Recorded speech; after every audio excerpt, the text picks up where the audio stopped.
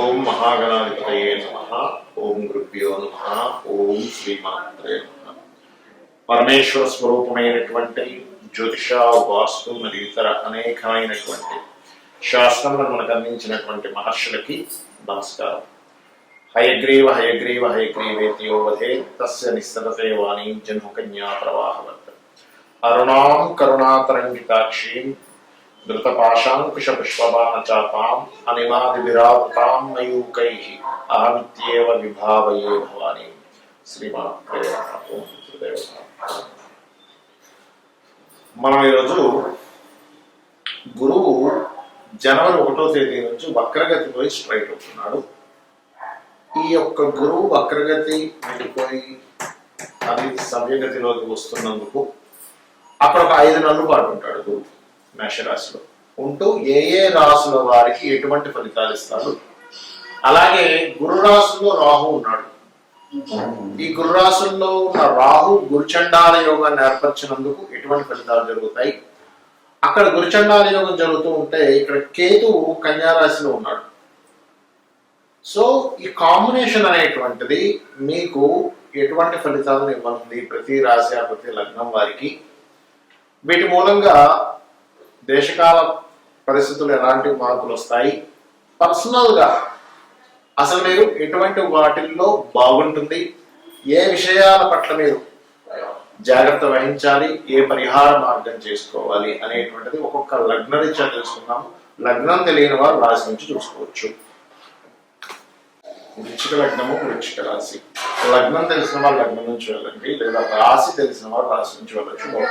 ఇక్కడ గురువు 6వ స్థానంలో స్ట్రైట్ అయినందుకు వృశ్చికం వారికి కలిగే ఫలితాల్లో మొట్టమొదటిగా ఈ 5 నెలల పాటు ఫైనాన్షియల్ గా గతంతో పోల్చుకుంటే ఇంప్రూవ్మెంట్స్ అనేవి పెరుగుతాయి.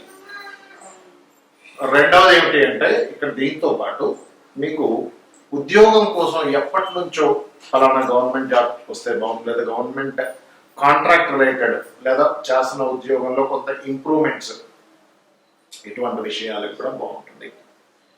వివాహ సంబంధించినటువంటి విషయంలో చిన్న చిన్న గొడవలు కావచ్చు, డిస్టర్బెన్సెస్ కావచ్చు, అవి కూడా కొంతవరకు సమసిపోతాయి.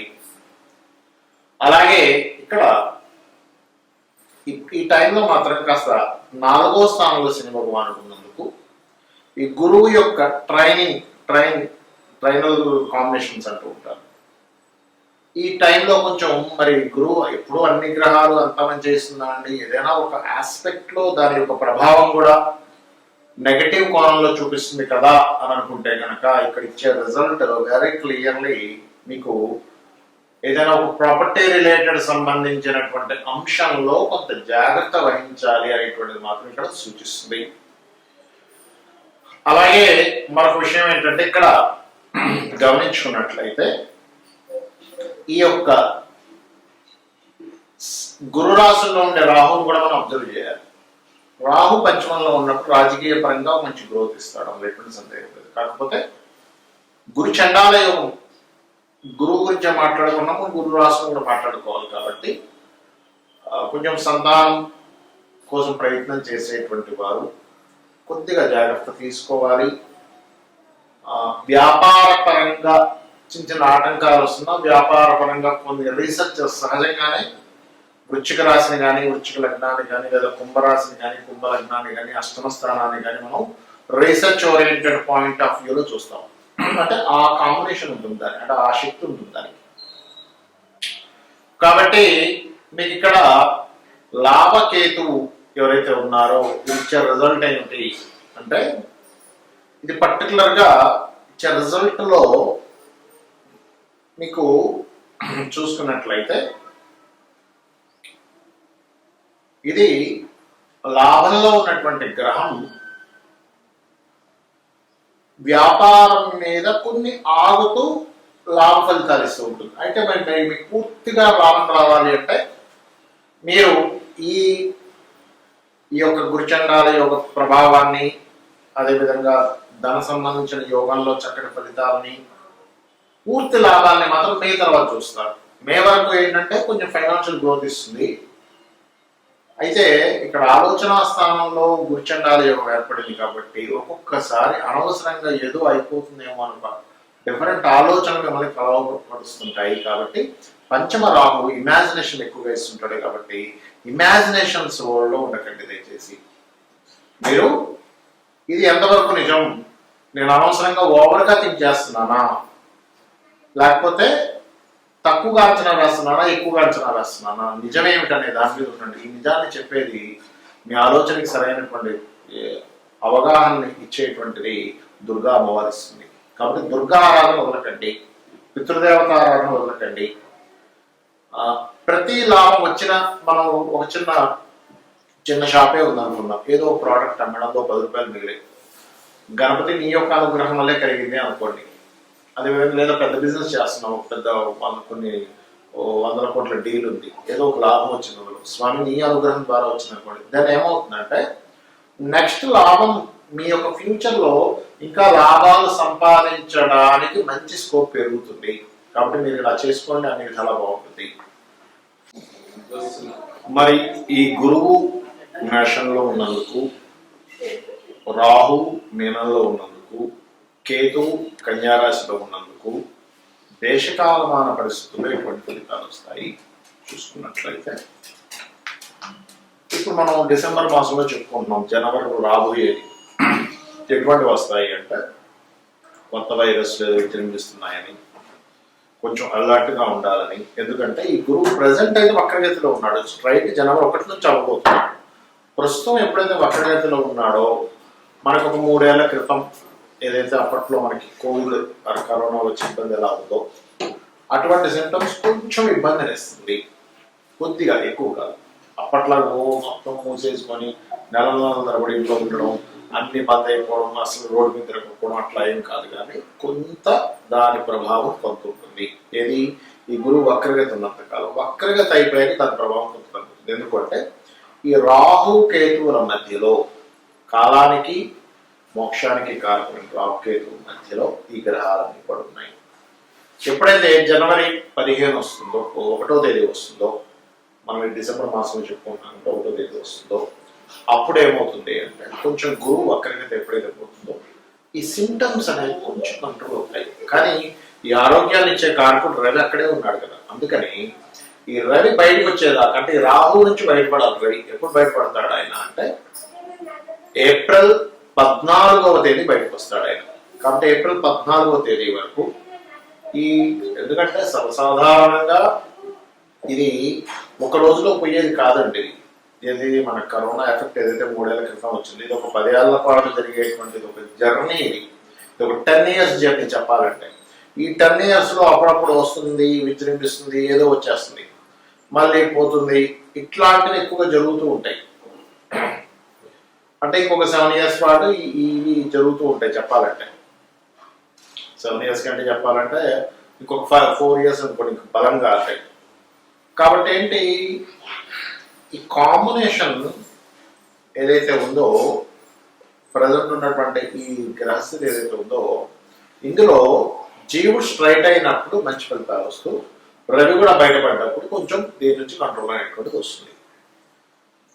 దీని తర్వాత రాహు మీనంలో ఉన్నాడు అనుకుంటున్నాం. దేశకాల పరిస్థితుల్లో చూడండి, రాహు మీనంలో ఉన్నప్పుడు ఏం జరుగుతుంది అంటే దీన్ని గురు చండాల యోగము అంటారు. గురు చండాల యోగము. ఎప్పుడైతే గురు చండాలం జరుగుతుందో ఇక్కడ జరిగేటువంటిది ఏమిటి, గురువు అనే గ్రహం రాశి మీద రాహు సంచారం జరుగుతుంది. దీనివల్ల కొన్ని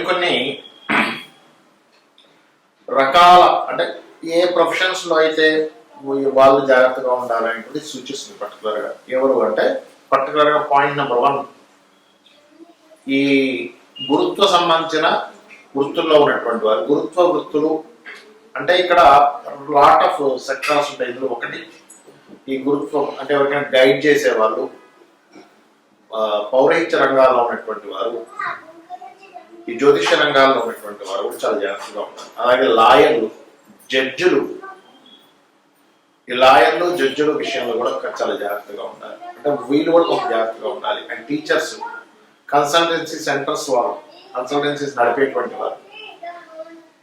ఎందుకంటే ఈ గురురాశిలో రాహు ఉన్నాడు, ఇట్స్ మోస్ట్ పవర్ఫుల్ కాంబినేషన్ ఇది బాగా అర్థం చేసుకోండి.